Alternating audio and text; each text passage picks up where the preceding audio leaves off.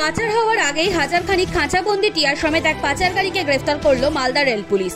মঙ্গলবার রাতে কলকাতাগামী ডাউন যোগবাণী এক্সপ্রেসের একটি সংরক্ষিত কামরা থেকে ওই পাচারকারীকে গ্রেফতার করা হয়। রেল পুলিশ সূত্রে জানা গেছে, ধৃত যুবকের নাম শেখ শহীদ। সে কাটিহার থেকে যোগবাণী এক্সপ্রেসে ওঠে। তার টিকিট বর্ধমান পর্যন্ত সংরক্ষিত ছিল। তবে পাখিগুলি কোথা থেকে সে নিয়ে এসেছিল বা কোথায় পাচারের কথা ছিল তা এখনো স্পষ্ট হয়নি।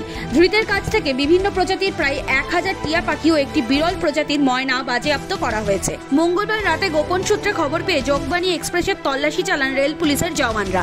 ট্রেনের স্লিপার কোচের 8 নম্বর কামরা থেকে পাখিগুলি উদ্ধার করা হয়। পাখি সমেত ধৃত যুবককে মালদা ফরেস্ট রেঞ্জ অফিসারের হাতে তুলে দেওয়া হয়েছে। অভিজ্ঞতা আমাদের যে এই ট্রেনটাতেই নেপাল থেকে বিশেষ করে এই পাখি পাচার হয়। এর আগেও আরপিএফ একই রকমভাবে পাখি রেস্কিউ করেছে একাধিকবার, এবং আমরা ঠিক এইরকমভাবে যেরকমভাবে আপনারা দেখলেন পাখিগুলোর মুখ কাপড় দিয়ে মোড়া রয়েছে, একটা ইলাস্টিক ব্যান্ড দিয়ে কাপড় দিয়ে মোড়া রয়েছে, সেরকমভাবেই ফরেস্ট ডিপার্টমেন্টের হাতে এর আগেও পাখি হ্যান্ডওভার হয়েছে। এটা বহুদিনের ম্যাল প্র্যাকটিস। থ্যাঙ্কস টু আরপিএফ যে ওরা এই এতগুলো পাখি উদ্ধার করেছেন।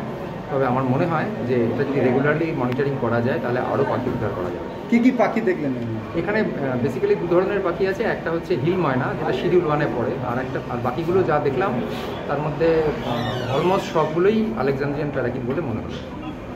এইভাবে খাঁচায় ভরে যেভাবে নিয়ে আসছে এতে তো পাখি মানে অনেক মরেও যাচ্ছে, দেখলেন 1-2টো মরেও গেছে। হ্যাঁ, এরকমভাবে তো পাখি মরবেই, কারণ এরা তো একটা ট্রেডের জন্য নিয়ে যাচ্ছে। এখান থেকে যে পাখিগুলো বাঁচবে তার থেকেই ওরা যে পাখিগুলো মরে যাবে তার পয়সা তুলে নেবে। তো ওদের কাছে লাইফের খুব একটা দাম নেই। যারা ট্রেডার, যারা পোচার, তাদের কাছে লাইফের খুব একটা দাম নেই। তাহলে এই ধরা পড়ার জন্য এই পাখিগুলো আপাতত বেঁচে গেল? আপাতত বেঁচে গেল, আমরা ধরেই নিতে পারি। এগুলো বন্ধ হওয়া উচিত তো?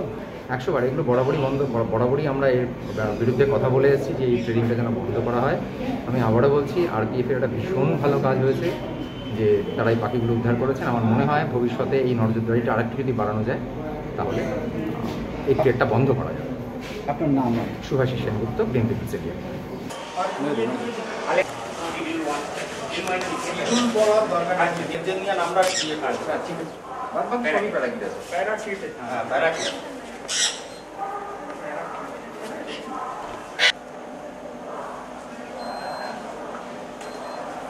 একটা নিয়ে আসো তো খাঁচা, এটা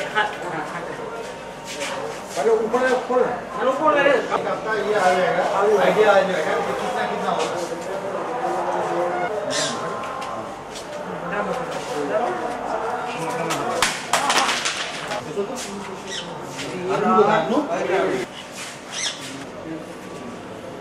একটু আপনি হাতটা টানবেন। Bureau report, NBTV।